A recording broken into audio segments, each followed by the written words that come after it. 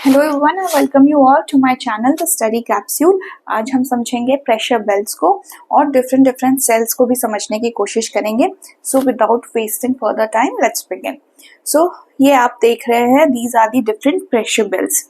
जो 0 डिग्री पे होता है उसे हम इक्वेटोरियल बेल्ट कहते हैं।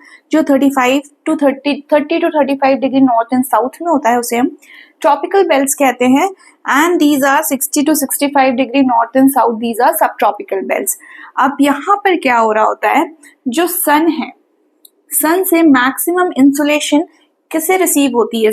इस इक्वेटर को रिसीव होती है इक्वेटोरियल बेल्ट में। इक्वेटोरियल बेल्ट क्या है?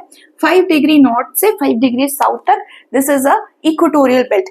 यहाँ पर सन की मैक्सिमम इंसुलेशन रिसीव हो रही होती है, मतलब सबसे ज्यादा सन की जो रेज है वो इसी बेल्ट पर पड़ रही होती है। जब सन रेज बहुत ही ज्यादा पड़ेगी किसी चीज पर तो वहां पर क्या होगा, इवेपोरेशन भी बहुत ही ज्यादा होगी। जब इवेपोरेशन बहुत ज्यादा होगी then what will happen to the precipitation, precipitation भी बहुत ज्यादा होगी। So this belt receives the maximum precipitation throughout the year. इस बेल्ट में बहुत ज्यादा प्रेसिपिटेशन होती है because of the maximum insolation. Maximum insolation की वजह से यहाँ पर प्रेसिपिटेशन भी बहुत ज्यादा हाई होता है। इस जोन को कहते हैं इंटर ट्रॉपिकल कन्वर्जेंस जोन। अब इसे इंटर ट्रॉपिकल कन्वर्जेंस जोन इसलिए कहते हैं क्योंकि ये जो ईस्टर्लीज चल रही है ना, ये ईस्टर्लीज जो ट्रॉपिक ऑफ कैंसर पे चल रही है और ईस्टर्लीज जो ट्रॉपिक ऑफ कैप्रिकॉर्न पे चल रही है, वो दोनों विंड्स यहाँ आकर कन्वर्ज करती हैं। वो दोनों विंड्स इस 5 डिग्री नॉर्थ और साउथ के बीच में जो बेल्ट है इक्वेटोरियल बेल्ट, यहाँ पर आकर कन्वर्ज करती है, विच मेक्स इट अ कामर जोन। ये बहुत ज्यादा काम होता है और यहाँ पर बारिश हमें पूरे साल देखने को मिलता है। यहाँ पर राइजिंग एयर देखने को मिलता है। Rising air because obviously temperature बहुत ज्यादा है, क्योंकि बहुत ज्यादा रेज, सन रेज पड़ रही है यहाँ पे, जिसकी वजह से टेम्परेचर बढ़ा हुआ है। जब टेम्परेचर हाई है तो क्या होगा, air will ascend, and when air will ascend, air will start moving. Air ऊपर जाएगा और एयर विल स्टार्ट मूविंग ना, air will ascend and it will start moving. जब air will start moving, it will move towards 2 different directions. वो 2 अलग अलग directions में move करेगा। जब वो 2 अलग अलग direction में move कर रहा होगा तो एक branch तो ऊपर की ओर और air का एक branch नीचे की ओर जाने लगेगा। ये ऊपर की ओर मतलब मैं क्या बोल रही हूँ, इस बेल्ट पे 30 to 35 डिग्री नॉर्थ और साउथ की बात हो रही है। ये एटमॉस्फेयर में हो रहा है, ठीक है।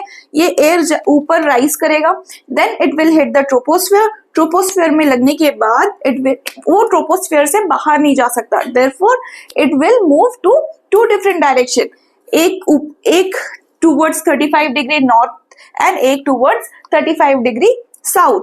उसके बाद ये यहाँ पर जाने के बाद it will start sinking, the air will start sinking. ये जो इक्वेटोरियल बेल्ट से एयर राइज हुआ था और मूव करना शुरू हुआ था, this will come and descend in the 35 degree north and south.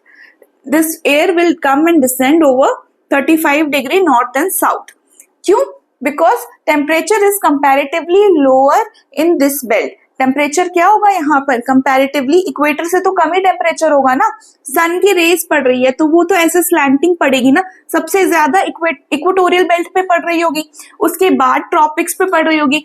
तो यहाँ पे सन की रेज कंपैरेटिवली कम है, जिसकी वजह से यहाँ पर टेम्परेचर कंपैरेटिवली इक्वेटर से comparatively temperature is lower. Temperature जब कम है तो एयर विल स्टार्ट ठंडा होगा and it will start sinking. जब एयर सिंक होना शुरू होगा then what will happen, high pressure will created, high pressure will be created in this belt. यहाँ पर क्या होगा, सिंकिंग ऑफ एयर की वजह से हाई प्रेशर जोन का डेवलपमेंट होगा। कहाँ पर, 35 डिग्री नॉर्थ और 35 डिग्री साउथ के बीच में हमें हाई प्रेशर बेल्ट देखने को मिलता है। व्हाई?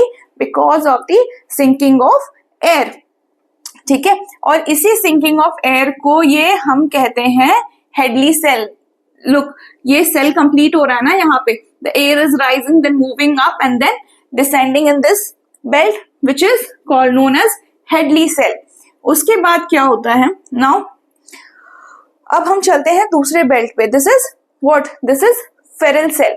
अब एयर जो है यहाँ पर वेस्टर्लीज चल रही है, यहाँ पर ईस्टर्लीज चल रही है। This is polar region, this is सब ट्रॉपिकल रीजन। अब सब ट्रॉपिकल रीजन से जो हवाएं बह रही हैं वो हवाएं कैसी होगी, गर्म होगी या ठंडी होगी कंपैरेटिवली जो पोलर से हवाएं बहकर आ रही हैं। ऑब्वियसली जो हवाएं पोलर रीजन से आ रही हैं वो बहुत ही ज्यादा ठंडी होगी, और ये जो एयर है जो सब ट्रॉपिकल एरिया में फ्लो कर रही हैं वो थोड़ा कंपैरेटिवली इस एयर से वार्म होगी। तो इस रीजन में when the warm air and the cold air converge, जब ये वार्म एयर और कोल्ड एयर कन्वर्ज करेगा, जब वार्म एयर और कोल्ड एयर कन्वर्ज करेगा तो क्या होता है, cold air is comparatively denser and warm air is lighter.